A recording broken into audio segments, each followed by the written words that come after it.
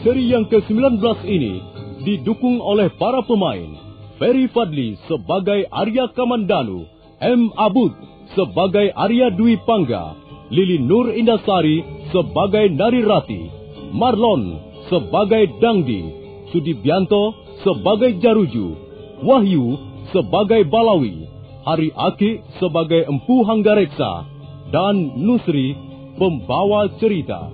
Selamat menikmati.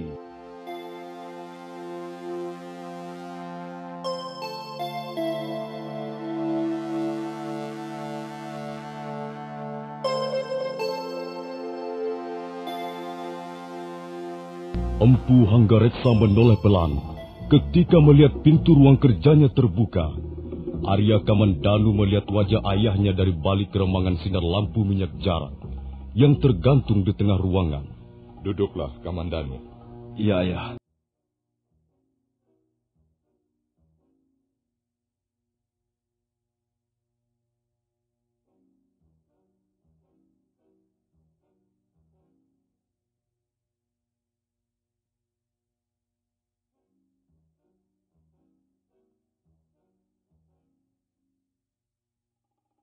Mengapa kau tidak mau berterus terang? Kalau kau tidak mau berterus terang kepadaku, berarti kau tidak lagi menganggapku sebagai orang tuamu. Saya belum jelas duduk perkaranya, Ayah. Dwi Pangga tahu bahwa kau menyimpan batu nirmala pemberian istrinya, Narirati. Dwi Pangga, entah karena cemburu atau apa, marah-marah. Kemarin mereka bertengkar. Dwi Pangga mau mengambil batu nirmala itu, tapi Narirati menolak. Sampai sekarang mereka masih dalam suasana tidak enak. Kalau Kakang Dwi Pangga keberatan, saya akan mengembalikan batu nirmala itu pada Narirati, Ayah. Jadi benar, kau menyimpan batu nirmala itu? Benar, Ayah. Mana benda itu? Aku mau melihatnya. Kalau memang benda itu nantinya malah membuat keributan di rumah ini, lebih baik aku yang menyimpannya. Ayah boleh melihat batu nirmala itu. Inilah. Tapi saya keberatan Ayah menyimpan benda ini. Apa sebabnya? Saya sudah berjanji pada Narirati akan menyimpan batu nirmala ini, Ayah. Kecuali dia sendiri yang menghendaki agar saya mengembalikannya. Kamandanu, ada hubungan apa kau sebenarnya dengan istri kakakmu itu? Sekarang saya tidak mempunyai hubungan apa-apa dengan Narirati. Kecuali bahwa dia sudah menjadi kakak ipar saya. Tapi dulu kau pernah ada hubungan dengannya? Saya tak mau mengungkit-ungkit yang dulu-dulu, Ayah. Maaf, kalau Ayah memaksa saya membicarakan masalah ini. Saya keberatan sekali. Iya. Aku tahu. Aku tahu sekarang. Baiklah. Kamandanu. Iya, Ayah. Kau harus bisa melupakan Narirati. Sekarang dia sudah resmi menjadi istri kakakmu. Kau tidak boleh mengganggu ketenangan dan kebahagiaan mereka. Saya tidak pernah mengganggu mereka, Ayah. Bahkan saya akan ikut merasa bahagia kalau Narirati bahagia menjadi istri Kakang Dwi Pangga. Kamandanu, sekarang kaulah anakku satu-satunya yang bisa kuharapkan. Kau harus bisa mewarisi apa yang kumiliki sebagai seorang pembuat senjata pusaka. Aku tak ingin apa yang sudah kucapai ini akhirnya hancur direbut orang lain. Kuharap kau tidak membuat ayahmu ini kecewa, Kamandanu.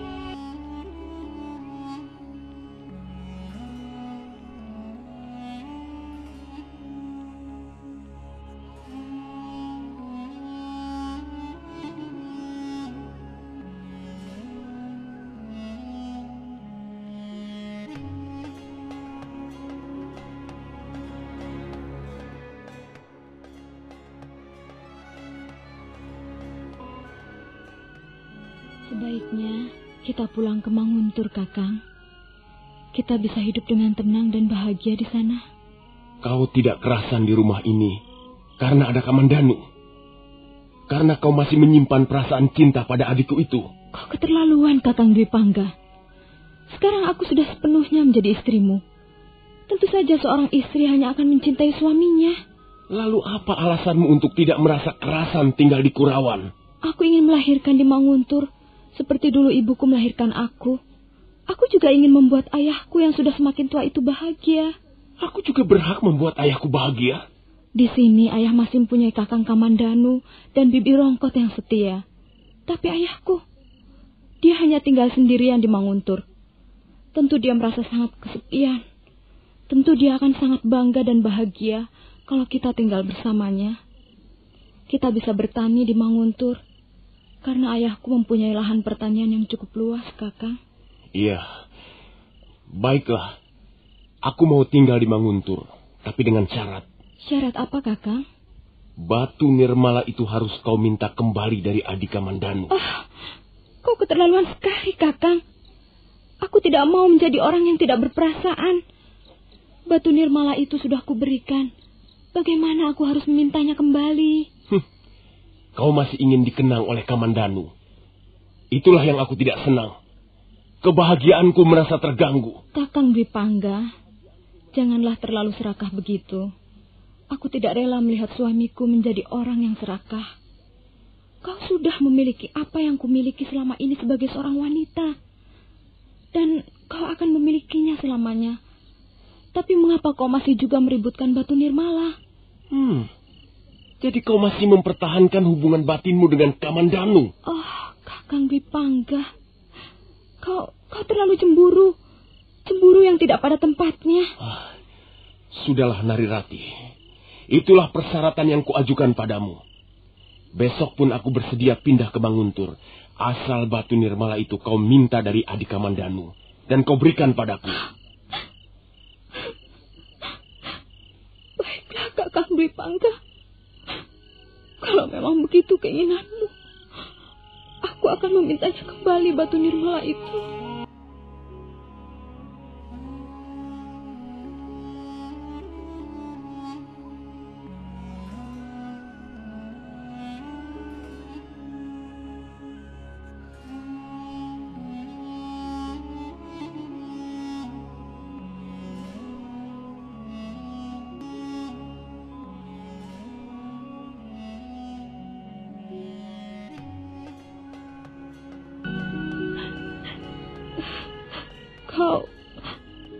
Kau bisa memahami perasaanku, Kakang Kamandanu.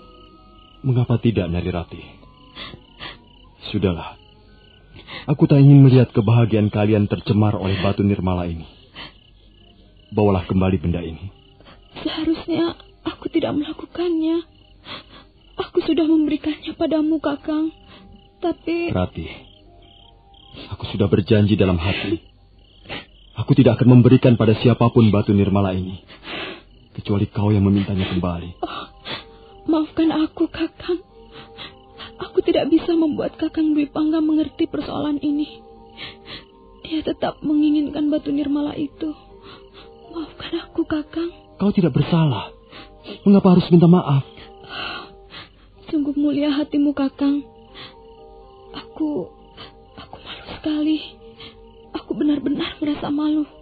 Rati, tak ada satupun yang dilakukan oleh manusia ini sempurna adanya.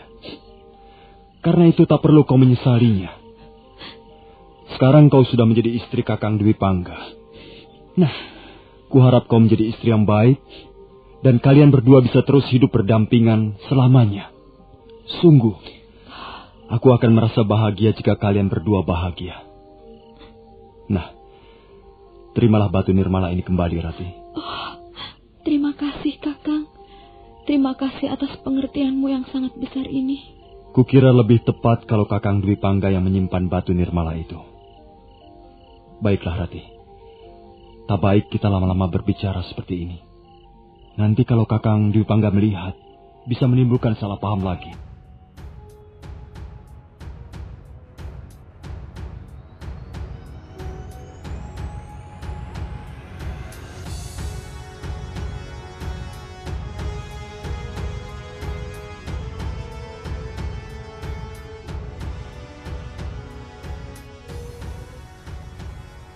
Arya Dwi Pangga baru merasa puas setelah Batu Nirmala itu terlepas dari tangan adiknya dan jatuh ke tangannya.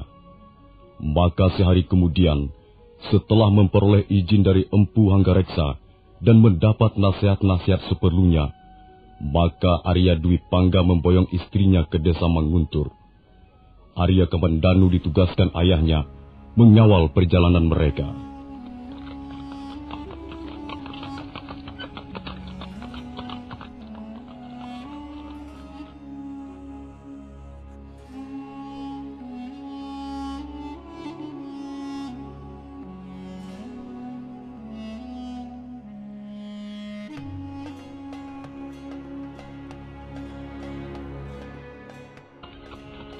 Kereta kuda yang ditumpangi Arya Dwi Pangga dan Nari Ratih berjalan menyusuri jalan desa yang amat indah pemandangannya. Gunung-gunung membiru di kejauhan seperti melambai ke arah mereka. Sementara itu, Arya Kamandanu terus mengawal dengan mengendarai seekor kuda perkasa berwarna coklat tua. Tak lama kemudian, perjalanan mereka sampai di tepi padang ilalang. Berdesir hati Arya Kamandanu begitu melihat pemandangan di sekitarnya. Tempat ini, tempat padang ilalang ini, aku tak akan pernah bisa melupakan tempat ini. Semua begitu cepat berlalu, dan apa yang sudah berlalu tak mungkin bisa kuraih lagi. Betapa indahnya kenangan masa lalu. Tapi kenangan akan lenyap bersama debu sang waktu. Dan hari-hari besok masih belum menentu. Hari-hari sekarang inilah sesungguhnya milikku. Maka aku tak boleh menyia-nyiakannya. Sementara itu di dalam kereta kuda yang terus menggelinding di atas jalanan berbatu, Nari Ratih kelihatan gelisah. Walaupun dia berusaha menyembunyikan perasaan itu dari suaminya. Kakang Kamandanu, tentu hatinya hancur sekali. Kasihan kau, Kakang. Tapi aku yakin kau kelak akan menemukan seorang gadis yang sesuai untukmu. Seorang gadis yang manis, yang setia, yang mencintaimu untuk selamanya.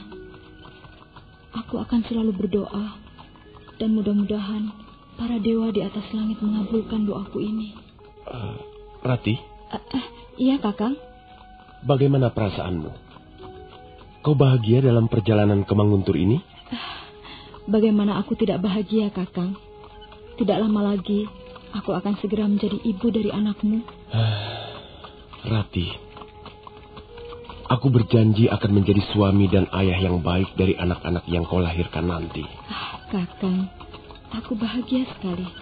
Bahagia sekali.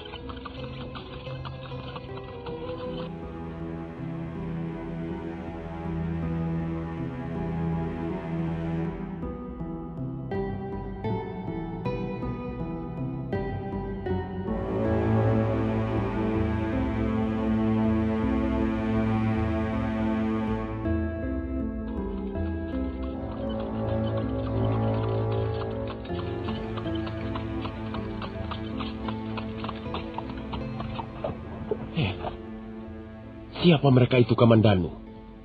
Mengapa mereka menghadang perjalanan kita? Kakang Dwi Pangga tidak usah turun dari kereta. Biar aku saja menghadapi mereka. Bukankah mereka itu Dangdi? Siapa dua orang temannya itu? Kalian berdua diam saja dalam kereta. Agaknya mereka bermaksud membuat gara-gara lagi denganku. Hei, Kamandanu. Bukankah yang berada dalam kereta itu pasangan pengantin baru? Iya, Dangdi. Mereka adalah pengantin baru. Kakakku Arya Dwi Pangga dan istrinya Nari Ratih. Kasihan sekali kau, Kamandanu. Mengapa sekarang pangkatmu semakin melorot? Mestinya kau yang berada dalam kereta itu. Tapi rupanya kau harus cukup puas menjadi pengawal pribadi kakakmu itu. Dangdi, kami sedang dalam perjalanan ke Manguntur. Kuharap kau tidak mengganggu perjalanan kami ini. Siapa yang mengganggu kalian? Siapa? Kalau kalian mau lewat, ya silakan saja lewat. Mana bisa kami lewat kalau kalian bertiga menghadang di jalan begitu? Kalau memang kalian tidak bisa, ya mau bagaimana? Kembali saja ke Kurawan atau carilah jalan lain. Jadi kalian bertiga tidak mau memberi kami jalan untuk lewat? Hei, Kamandanu, jangan mencoba mengancam kami. Ayo turun kau dari kudamu. Ayo, turun Kamandanu. Kalau kau bisa mengalahkan kami bertiga, barulah kami akan memberi jalan pada kalian. Baiklah. Kalau memang itu kemauanmu, aku akan turun. Bagus.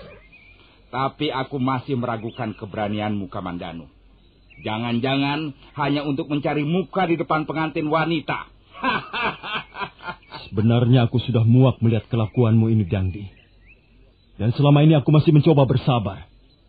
Tapi karena kali ini aku ditugaskan mengawal saudara tuaku ke Manguntur, maka tak ada pilihan lain kecuali melayani kesombonganmu. Jangan banyak mulut kau. Jaruju, Balawi, ayo, kalian jangan diam saja. Kita bikin sekali lagi babak belur orang ini, baru aku merasa puas. Ayo.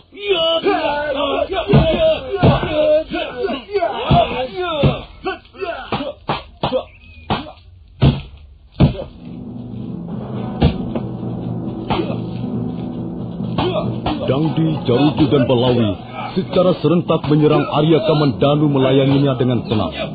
Semula dia hanya bertahan dengan menepis, menghindar, ataupun melompat kiri kanan. Tapi karena serangan itu datang terus-menerus, akhirnya Arya Kamandanu terpaksa mengeluarkan pukulan 12 jurus tahap pertama, ilmu naga puspa pemberian Empu Ranubaya. Pada gebrakan pertama, Dangdi menjadi korban tendangan pada pelipis kirinya. Gebrakan kedua, Balawi terpaksa meraung kesakitan sambil mendekap alat kelaminnya. Dan giliran Jaruju ialah gebrakan ketiga. Jaruju agaknya mempunyai kemampuan lebih tinggi dibanding Balawi temannya. Jaruju, kalau kau masih nekat menyerang, kau akan bernasib sama dengan dua orang temanmu itu. Hai, jangan sombong kamu, Kamandanu.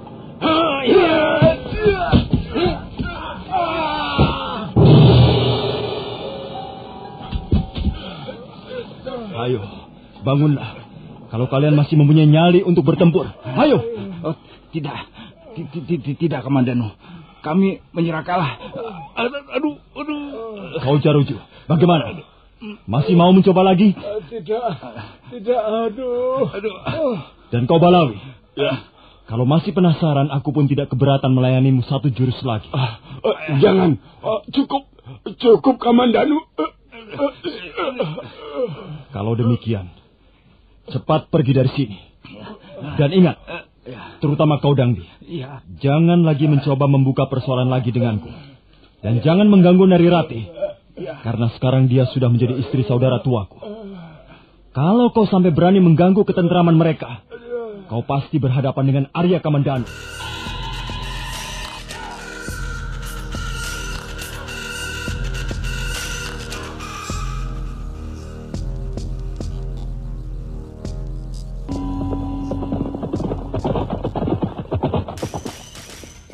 Bagaimana Kamandanu?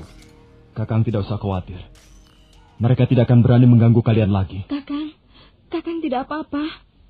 Aku tidak apa-apa, Rati. Marilah kita lanjutkan perjalanan ini.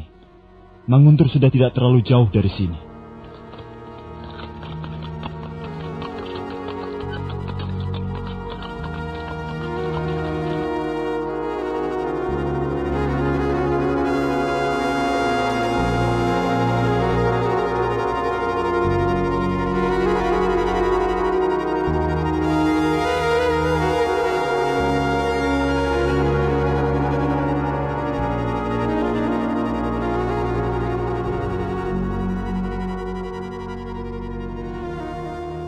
Akhirnya mereka tiba dengan selamat di Manguntur. Rekian Buru menyambut dengan ramah dan gembira. Arya Kamandanu menolak ketika orang tua itu menyuruh menginap bareng semalam. Hari itu juga, Arya Kamandanu kembali ke Kurawan. Mereka mengantar sampai ke pagar halaman.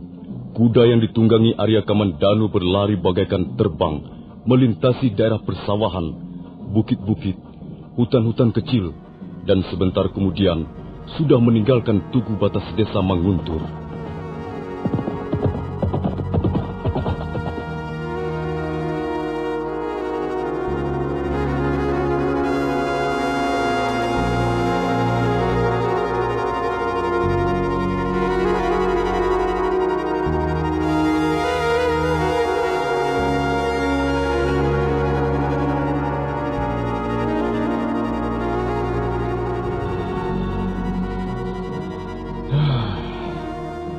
Bagaimanapun juga, senjata pusaka buatanku masih di bawah tingkatan Kakang Ranubaya.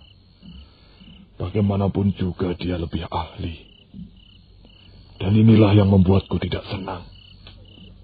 Suatu ketika Kakang Ranubaya bisa menjadi batu sandungan di tengah jalan.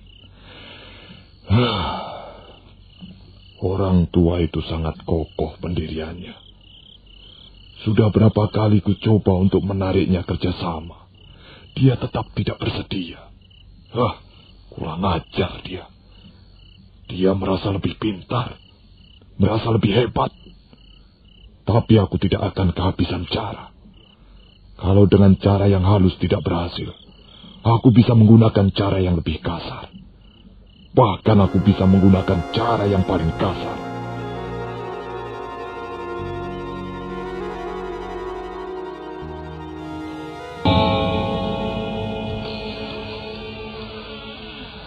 Kaukah itu, Kamandanu? Iya, Ayah. Bagaimana? Sudah kau antar kakakmu sampai Manguntur? Sudah, Ayah. Bagus. Sekarang kau istirahat.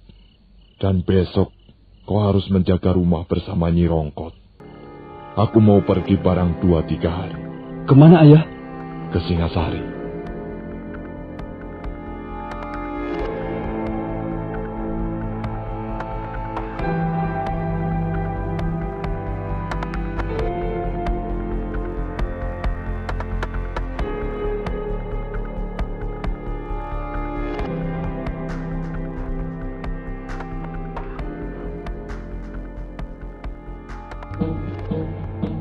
Arya Kamandanu dapat meraba apa yang terjadi di balik wajah ayahnya. Tidak seperti hari-hari biasanya. Nampak sekali ayahnya tengah mempunyai persoalan yang berat. Tapi Arya Kamandanu tidak berani menanyakan pada ayahnya. Nah, para pendengar sekalian, bagaimana kisah selanjutnya? Apakah yang akan dilakukan Empu Hanggareksa? Silakan menunggu seri berikutnya. Sampai jumpa.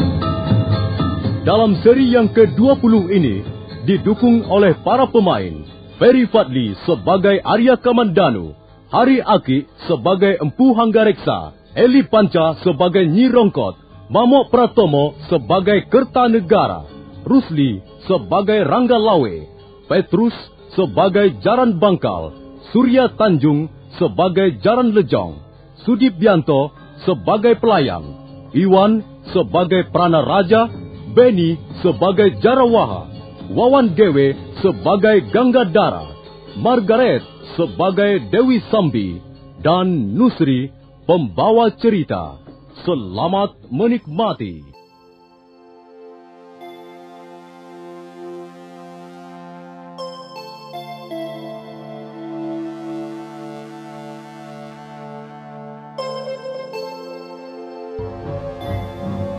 Sekembalinya mengantarkan Arya Dwi Pangga dan istrinya ke Manguntur, Arya Kamandanu menemui ayahnya di ruangan kerjanya. Arya Kamandanu melihat kabut persoalan mengembang di permukaan wajah ayahnya, namun dia tidak memiliki keberanian untuk menanyakannya. Kau besok harus menjaga rumah, Kamandanu. Aku mau pergi barang 1-2 hari. Kemana, Ayah? Ke Singasari. Selama aku pergi, kau harus lebih berhati-hati. Terutama sekali kau harus menjaga dan mengawasi tempat menyimpan senjata pesanan. Baik, Ayah. Saya tidak akan kemana-mana. Kamandanu. Sekarang kakakmu sudah hidup sendiri bersama istrinya. Tinggal kau yang kuharapkan bisa membantu usahaku ini. Kulihat kau sudah mengantuk dan lelah sekali. Tidurlah. biarkan aku sendiri di ruangan ini. Iya, Ayah.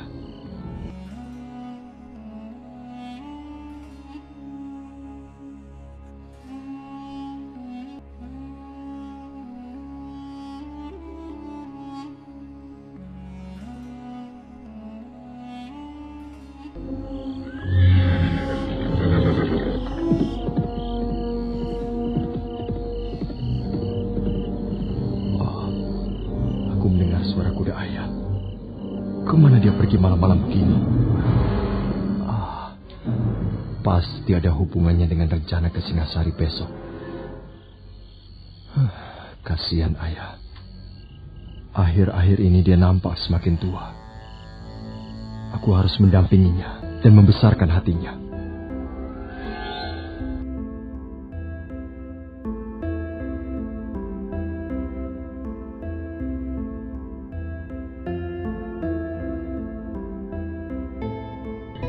Karena tak bisa tidur lagi, Arya Kamandanu beranjak meninggalkan kamarnya. Sebentar kemudian, dia sudah berada di ambang pintu ruang kerja ayahnya.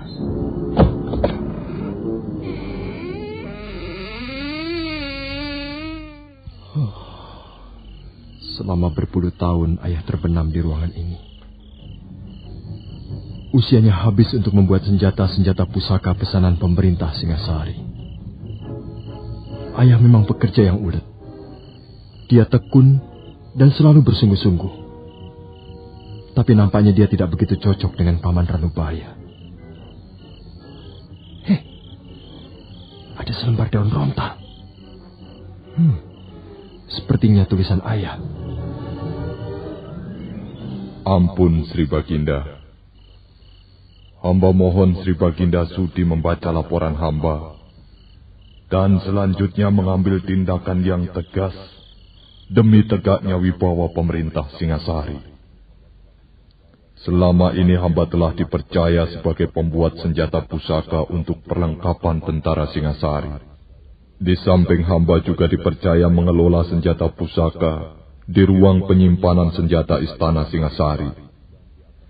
Hamba telah berjanji akan bekerja sebaik-baiknya. Namun sekarang ini hamba mempunyai kesulitan yang bisa menghambat tugas-tugas yang dipercayakan pada hamba. Di desa hamba, Kurawan, ada seorang pu yang bernama Ranubaya. Dia pun sebenarnya ahli dalam pembuatan senjata pusaka. Hamba telah berulang kali mengajak kerjasama, namun dia selalu menolak. Malah akhir-akhir ini dia berani menghina pemerintah Singasari, bahkan menghina Sri Baginda Kertanegara sendiri. Untuk itu hamba mohon Sri Baginda menindak orang tersebut. Sebab kalau dibiarkan, hamba khawatir di kelak kemudian hari bisa merongrong kewibawaan Sri Baginda.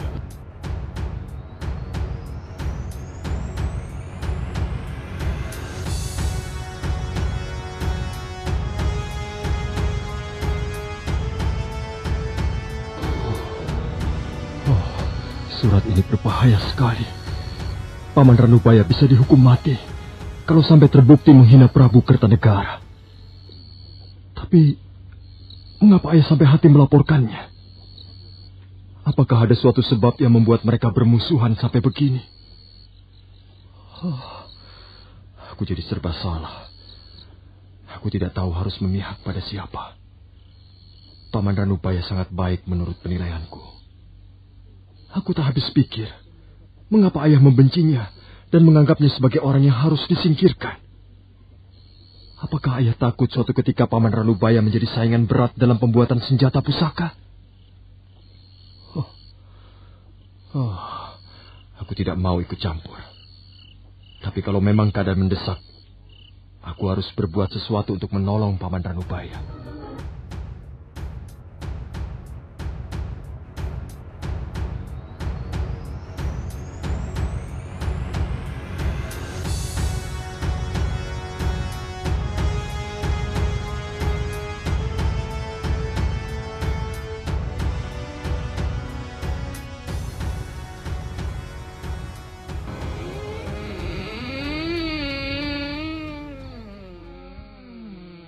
Birongkot. Iya, Ngger. Bibi tahu kemana ayah pergi semalam? Katanya beliau pergi ke rumah salah seorang sahabatnya. Begitu. Entah sahabat yang mana, Bibi tidak tahu, Ngger. Lama dia perginya, Bi? Barangkali tidak terlalu lama, Ngger. Sepertinya Bibi hanya terlelap sebentar. Bibi terbangun dan mendengar ayahanda menuntun kuda ke kandangnya. Setelah itu Bibi mendengar suara pintu ruang kerja beliau terbuka. Mungkin beliau langsung tidur di ruang kerja. Karena Bibi tidak mendengar apa-apa lagi sampai menjelang pagi. Mau kemana, Ngger? Menemui ayahanda, Bi. Ayahanda sudah berangkat. Beliau hanya berpesan agar Angger Kamandanu berhati-hati selama beliau tidak di rumah.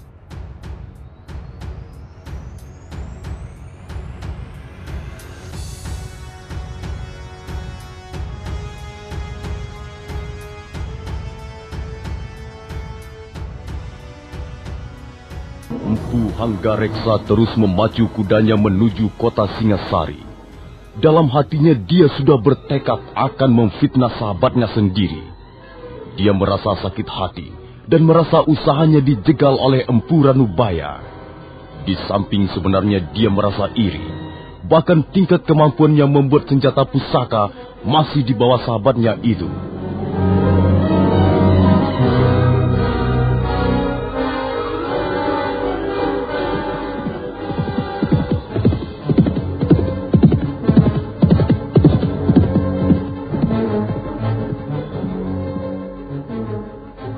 Setelah berkuda hampir 1 hari lamanya, dengan istirahat sejenak di beberapa desa yang dilewatinya, Empu Hanggareksa dengan selamat bisa memasuki pintu gerbang istana Singasari.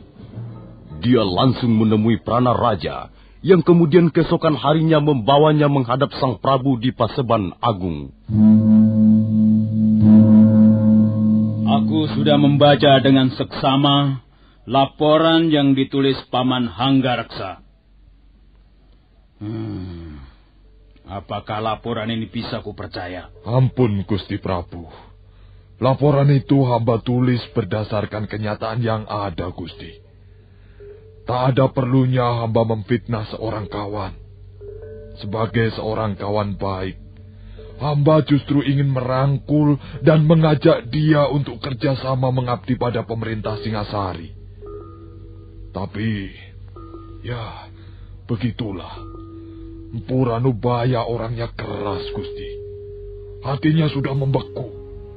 Hamba tak sanggup mencairkan pendiriannya yang sudah membeku seperti sebongkah es itu. Paman katakan, Empu Ranubaya telah menghina pemerintah Singasari. Dan bahkan telah berani menghina aku. Apa yang sudah dikatakannya? Ampun, Gusti. Hamba tidak sanggup mengulangi perkataannya di depan para hadirin yang berkumpul di Balai Paseban Agung ini. Karena hamba rasa perkataan itu sangat tidak pantas. Kalau hamba tidak boleh menyebut sebagai sangat kotor. Kurang ngajar benar si Ranubaya itu. Apa yang diandalkannya hingga ia berani menghina Kertanegara? Baiklah, Paman Hanggareksa. Aku memang tidak akan tinggal diam. Dan jelas aku akan mengambil tindakan yang tegas. Ranggalawe. Iya, Gusti Prabu. Berangkatlah ke Kurawan. Bawalah serta 20 orang prajurit. Kau kuperintahkan untuk menasihati orang yang bernama Empu Ranubaya. Iya, Gusti Prabu. Kalau dia tidak mau kau nasihati dan tidak mau mencabut kata-katanya yang telah menghina pemerintah Singasari dan bahkan menghina pribadi Kertanegara, tangkaplah orang itu. Kalau dia melawan, kuperintahkan agar kau membunuhnya. Baik, Gusti. Hamba siap menjalankan perintah Gusti. Lalu kapan hamba harus berangkat? Sekarang juga. Dan kau bisa menggunakan Paman Hanggareksa sebagai penunjuk jalan. Baik, Gusti. Perintah Gusti Prabu, hamba junjung tinggi.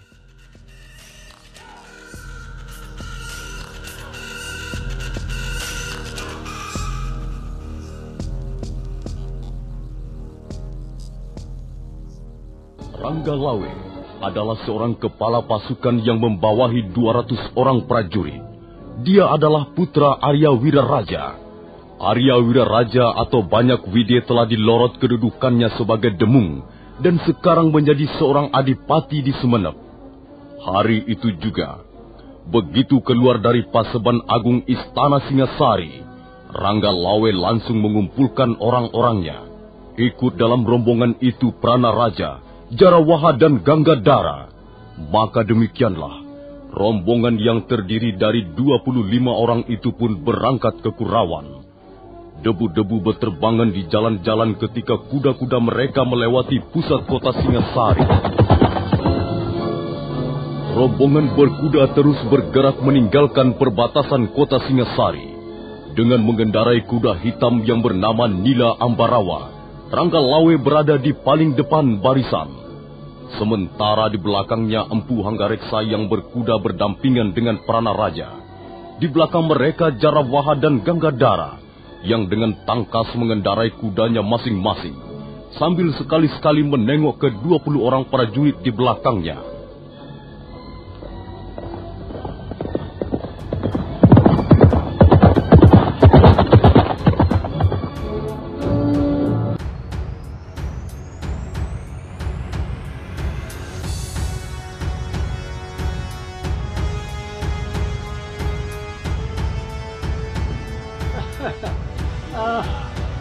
Apa yang bisa saya bantu? Tuan berdua membutuhkan ruangan untuk istirahat malam ini? Ya? Bukan berdua. Kami prajurit Singasari. Kami semua ada 25 orang. Oh, jadi Tuan satu rombongan dengan prajurit-prajurit Singasari itu ya? Iya. Wah. Mana mungkin kami bisa menampung semuanya. Rumah penginapan ini kecil, Tuan. Hanya ada 15 ruangan. Itu pun ada 2 kamar yang tidak bisa ditempati karena membutuhkan perbaikan. Iya. Kami hanya membutuhkan 5 kamar saja, pelayan. Ya. Kau tidak usah pusing memikirkan di mana prajurit-prajurit itu akan tidur malam ini. Iya. Mereka bisa memasang tenda di halaman rumah penginapan ini. Iya. Kalau begitu bisa, Tuan. Tentu saja bisa. Jadi hanya 5 ruangan yang harus kami siapkan. Oh, baik, Tuan. Pelayan! Bukan hanya mereka itu yang menjadi tamu di rumah penginapan ini, ya. Kami pun berhak untuk dilayani dengan baik. Ya, Tuan. Tuan berdua membutuhkan apa? Tambah lagi mangkok tuaku itu. Ayo. Jangan takut, kami tidak akan membayar pelayan. Iya. Ayo. Baik, Tuan. Sabar. Akan saya ambilkan tuak buatan desa Apacek yang paling enak. Silakan menunggu sebentar, Tuan. Jangan terlalu lama. Kakang Jarang Bangkal. Ada apa? Kalau tidak salah, kita pernah bertemu dengan tuan-tuan itu. Iya. Aku ingat kita bertemu di desa Jasumbungkal beberapa waktu yang lalu. Iya. Aku juga masih belum lupa siapa kalian berdua ini. Bukankah yang ini Jaran Bangkal? Ya. Mereka ini rupanya Jaran Bangkal dan Jaran Lejong. Benar. Ingatan tuan-tuan berdua masih cukup baik. Apakah tuan-tuan kali ini juga mau ke Kurawan? Kalian tidak perlu tahu tujuan perjalanan kami. Oh, iya. Tuan-tuan adalah prajurit. Kami lupa bahwa tuan-tuan sebagai prajurit tidak boleh berbicara sembarangan. Ini tuaknya, Tuan. Silakan minum. Tapi Tapi apa? Tapi maaf Tuan, jangan sampai mabok. Apa urusanmu? Mau mabok atau mau jungkir balik? Yang penting aku akan bayar tuakmu. Tahu? Bukan begitu Tuan. Soalnya sekarang ini sedang ada banyak tamu. Lalu? Dan kebetulan mereka adalah prajurit Singasari. Aku tidak peduli. Kami juga tamu di sini. Kami punya hak yang sama dengan mereka. Dan tidak ada peraturan minum tua sampai mabuk di ruang penginapan manapun juga. Bukan begitu Tuan. Maksud saya. Jangan cerewet pelayan. Sudah. Nanti kusumbat mulutmu dengan kepalan tanganku ini. Ayo. Kang Jaran Bangkal. Ayah. Kita minum sepuas hati kita. Jangan hiraukan mereka itu. Ya.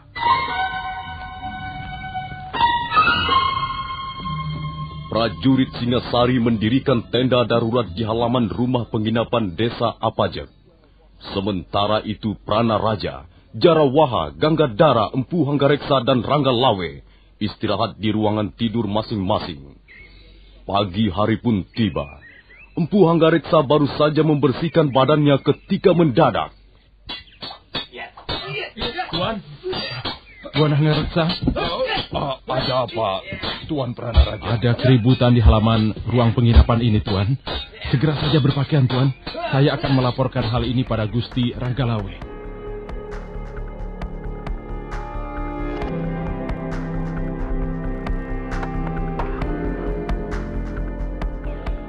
Minggir! Kalian semua minggir! Masukkan kembali senjata kalian ke dalam sarungnya. Kami berdua tidak membutuhkan bantuan prajurit. Kalau hanya untuk menghajar dua perampok tengik macam mereka ini. Dulu kami berdua pernah kalian kalahkan di desa Jasun Bungkal. Iya. Dan sekarang kalian akan kami ringkus. Dengar Adi Jaran Lejong. Mereka akan meringkus kita katanya. Apakah mereka ini tidak malu dilihat anak buahnya kalau sampai kita buat babak belur? Kurang aja. Ya.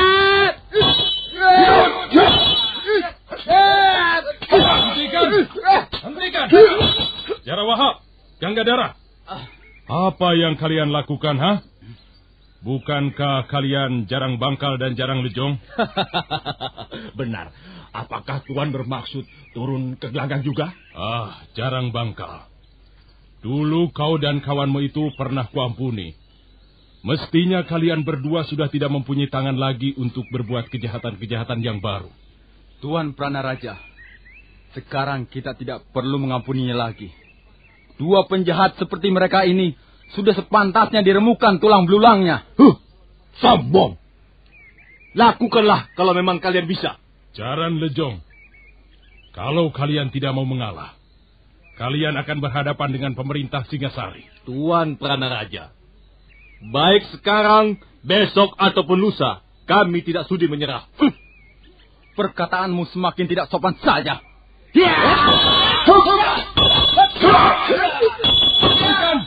Hentikan. Kau jangan bertindak atas nama pribadi sendiri, Jarawaha. Dua orang ini jelas mau menghina pemerintah Singasari. Karena itu, dia harus berhadapan dengan prajurit-prajurit Singasari. Ayo, kalian jangan hanya nonton saja. Tangkap dua orang ini. Ringkus mereka.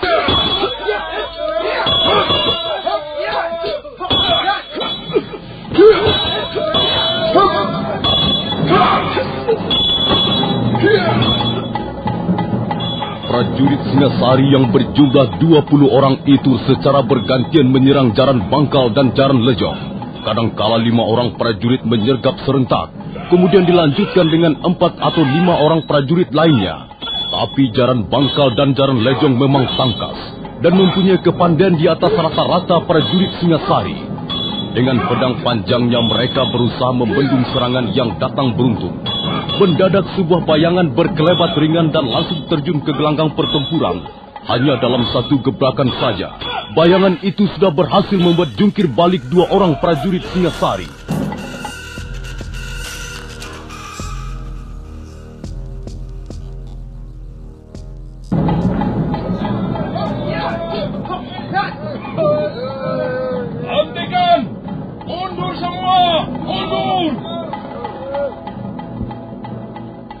Ada yang ikut campur urusan ini. Siapa kau? Bayangan yang ternyata adalah seorang wanita berwajah cantik itu membalikkan tubuhnya dan tersenyum ke arah Prana Raja. Senyuman itu sangat manis, tapi mendadak berubah jadi sangat dingin dan menyeramkan.